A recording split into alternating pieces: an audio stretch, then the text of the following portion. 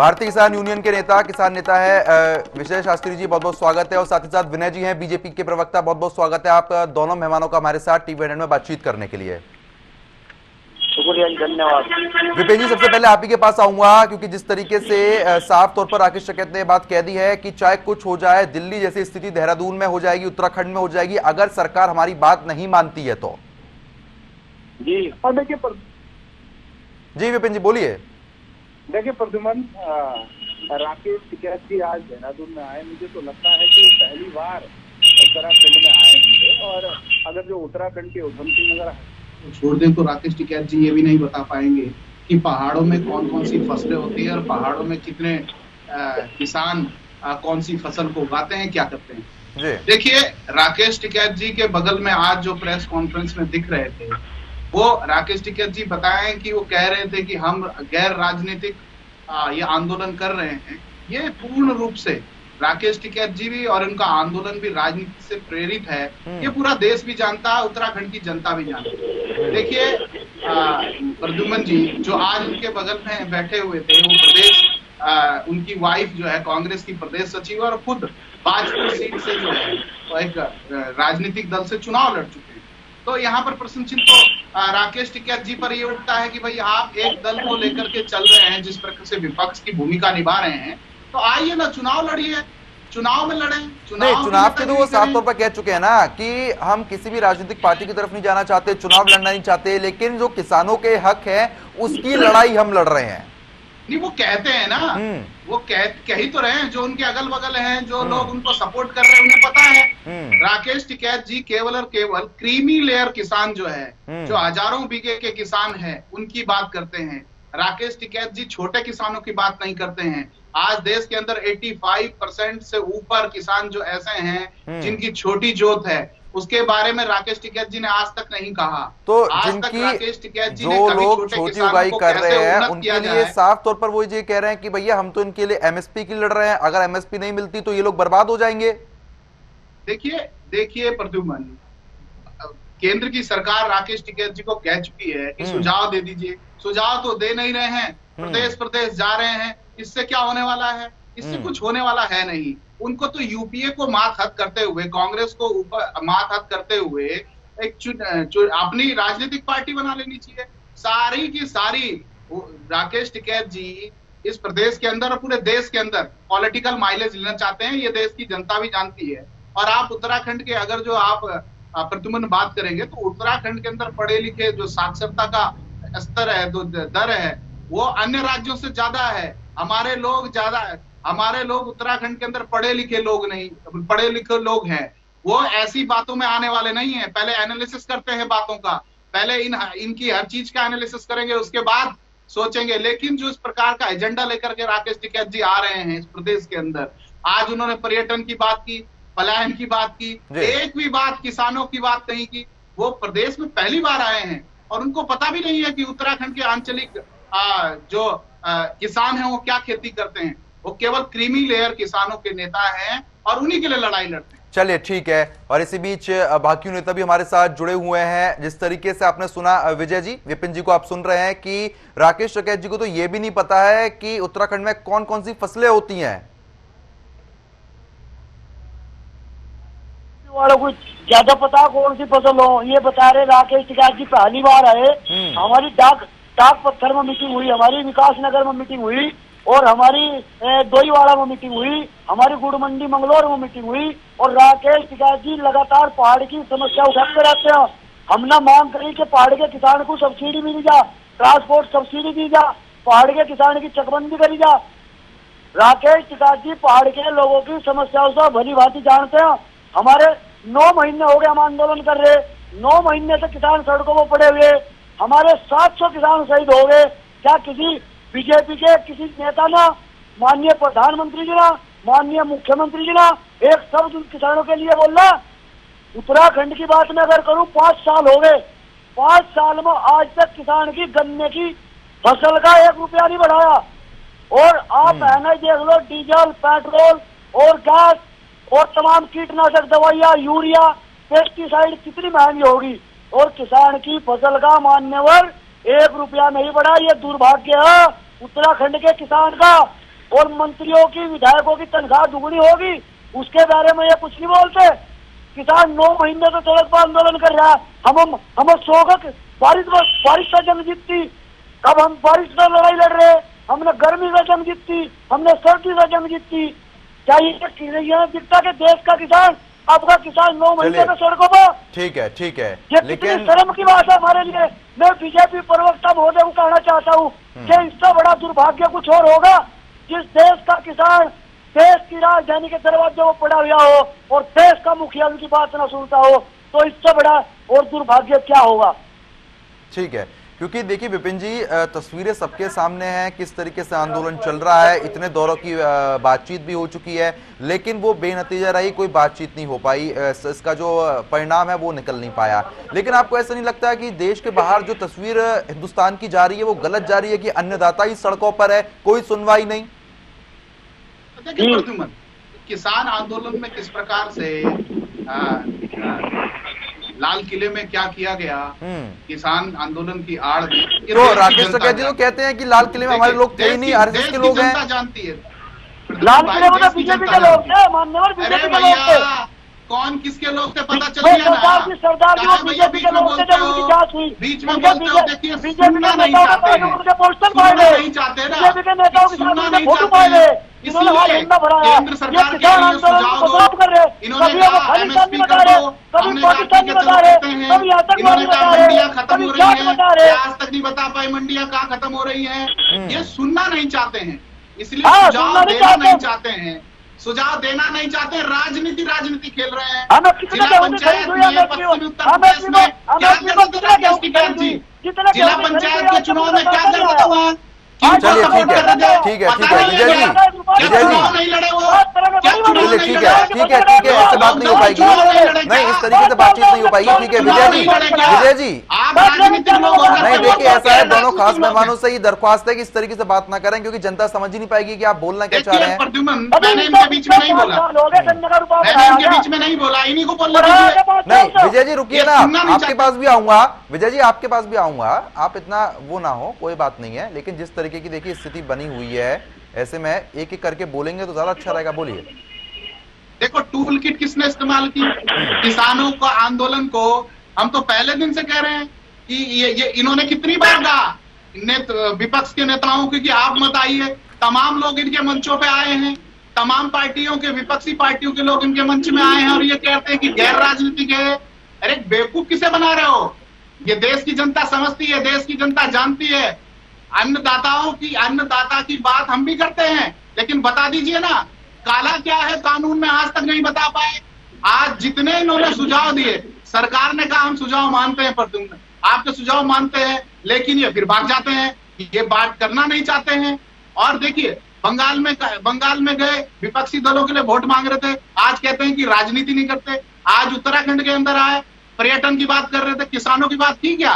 कहीं पर किसानों की बात की नहीं की। और कांग्रेस एक विपक्षी दल के पार्टी के नेता को लेकर के बैठते हैं और कहते हैं कि हम किसानों की बात करते हैं। जनता देख रही है, जनता समझ रही है कि आप क्या करना चाहते हैं। चलिए ठीक है, लेकिन ऐसे में विजय जी जिस तरीके से स्थिति ये बनी हुई है लगातार, जहां पर किसान बीते 9 महीने से आंदोलन कर रहा है, आपको ऐसा क्यों लगता है कि सड़कें जाम करने से या उत्तराखंड में आंदोलन करने से सरकार पर प्रेशर पड़ेगा और सरकार सुनेगी? क्योंकि विपिन जी तो साफ तौर पर ये बोल रहे हैं कि भाई हमारी कोई गलती नहीं है, हम तो बात करने को तैयार हैं। अब आप अपना पॉइंट रखिए।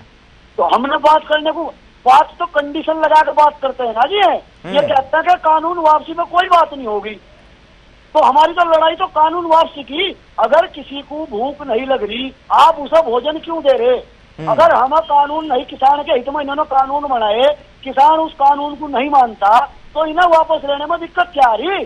किसान तक किसी किसान के प्रतिनिधि से पूछा इन्होंने कि हम आपके लिए ये कानून बना रहे, क्या कानून पर कोई बहस हुई?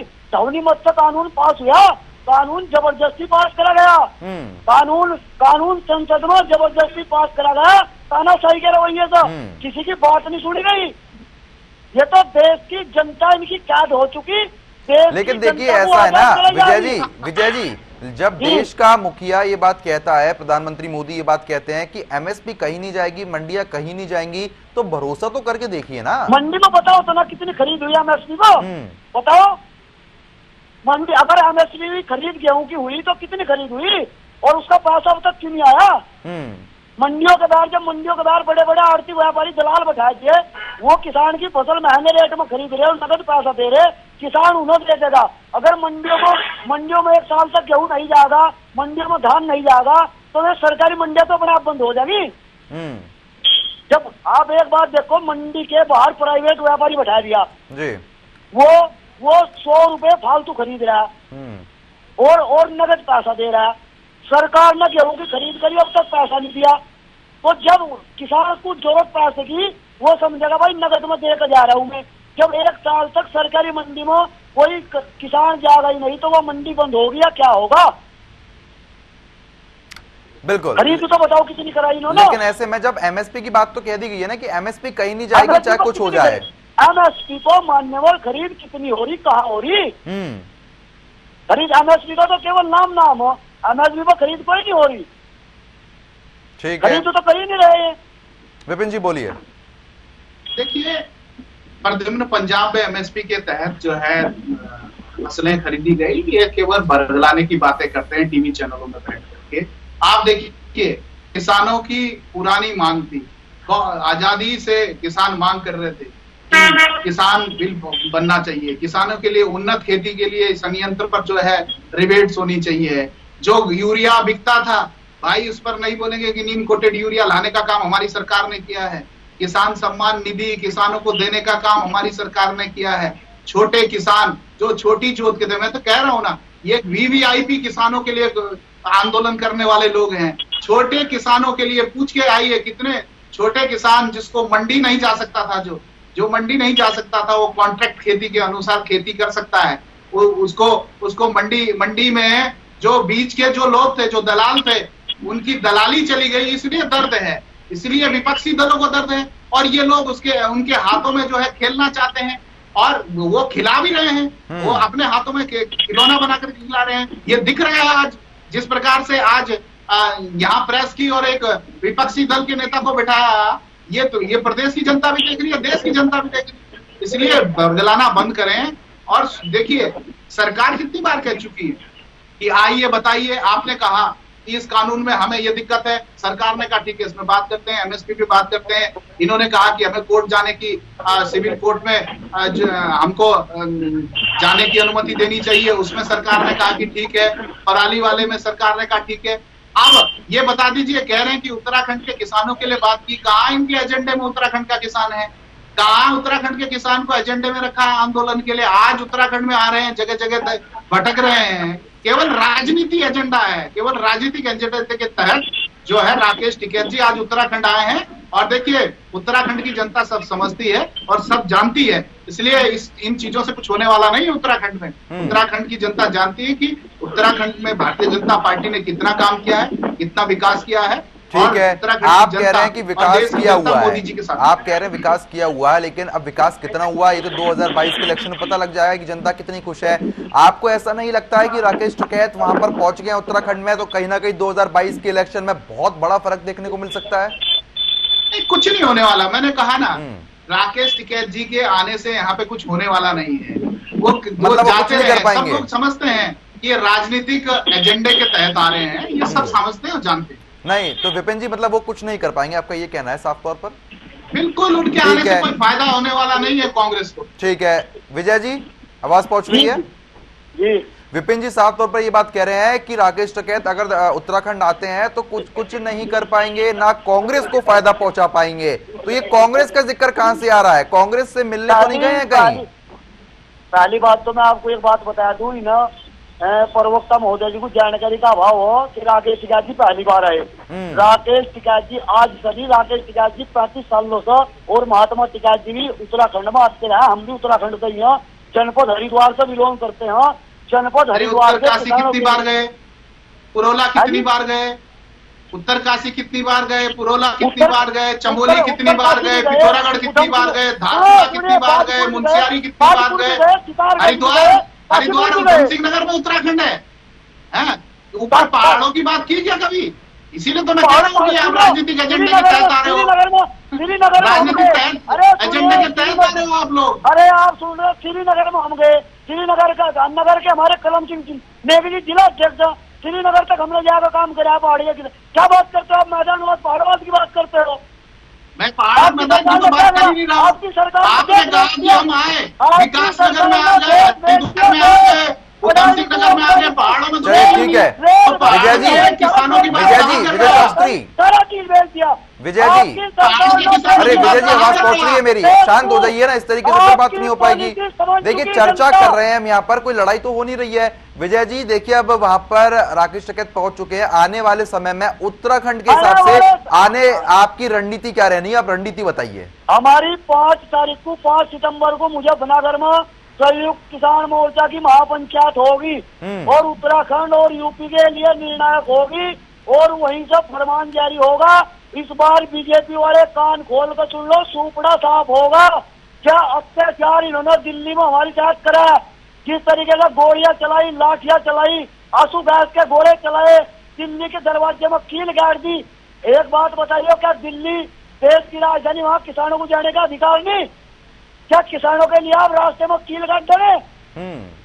देश की राजधानी में तो हमें भी अधिकार है। नहीं देखिए ऐसा है ना, हमने भी वोट मोदी जी को दे रखी, क्या हमने वोट दे रखी तो हम देश की राजधानी में जाने का अधिकार नहीं? और हम जो कारनामे इन्होंने करे किसानों के लिए, हम उनकी वीडियोग्राफी बनवा कर रथ बनवाओगे और वीडियोग्राफी जमा लेना, गाँव गाँव में घुमाओगे और गाँव गाँव में दिखाओगे कि इन्होंने जनता के साथ में क्या व्यवहार करा। लेकिन ऐसा है ना विजय जी, साफ तौर पर विपिन जी बात कह रहे हैं कि कांग्रेस की तरफ से कुछ भी फायदा नहीं मिलेगा राकेश टिकैत को, तो आप समझ रहे हैं कि क्या कहना चाह रहे हैं?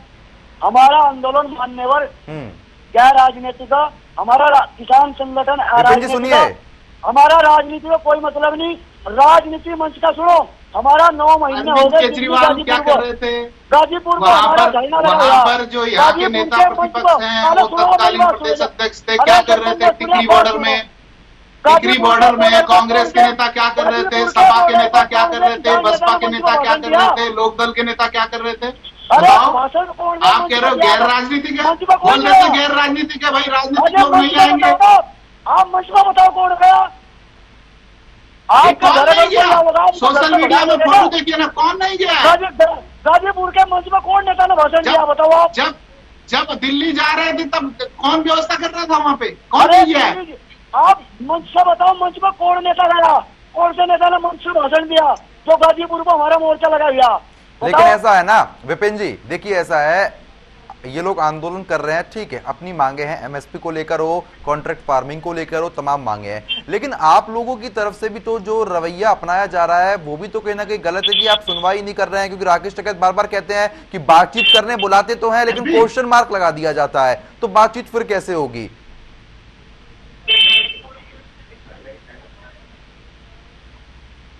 बोलिए विपिन जी, बोलिए।